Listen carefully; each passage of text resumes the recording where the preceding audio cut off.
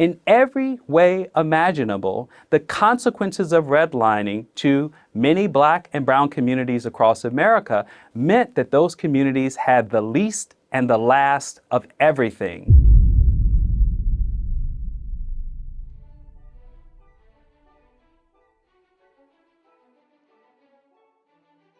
From the 1930s to the 1960s, the city of Austin erected boundaries about I-35, which determined where thousands of families were zoned, and has had effects on population demographics by distribution even today. Shown in the map is the distribution of the population of Austin by ethnicity.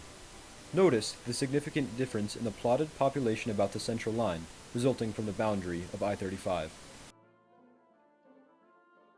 Redlining is a practice in which the city maps certain areas within itself to have neighborhoods with an overwhelming majority of one race. It is an extension of the 20th century segregation policies because of its effects on the pricing, education, and living conditions of its constituents. Today, we will be discussing the implications of redlining and possible solutions for it. It's important that a realistic solution is decided upon so that all of America's minority groups can be equally represented in the places where they live. As a working machine of this country is fueled by the precedent of popular sovereignty and equal representation, the place in which people live should not have any play in the job opportunities, education, and voting districting that people can be forced into. According to Bonzoff et al., there is a large correlation between racial demographics and large toxic polluters like large municipal waste combustors in the present-day United States. On the extreme side of things, Calumet Heights, a region of Chicago with a largely African-American demographic of about 70%, is disproportionately affected by biodegradation from large-scale polluters. Water surveys conducted in the area found that heavy metals were in an unusual concentration when comparing the data from the two areas. These metals can cause disorders in the internal organs and nervous system.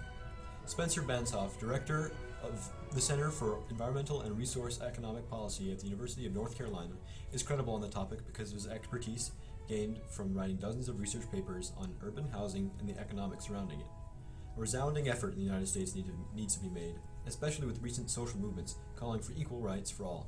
These efforts could be in the form of governmental regulation of rental prices, keeping them in line with inflation to prevent price gouging. In terms of redlining's effects on pricing, it has massively increased the prices in East Austin, causing many people who previously lived there to be unable to afford their living expenses.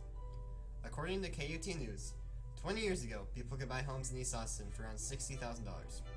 Now, homes there sell for upwards of $600,000.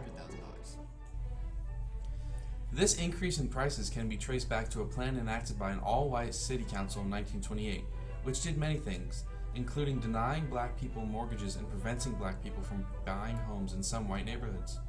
An example of one of these neighborhoods is Hyde Park, which, due to these policies, only has 3% of the demographic being African American today, according to niche.com. One of the major effects of these policies, and the reason housing prices went up so fast, was gentrification.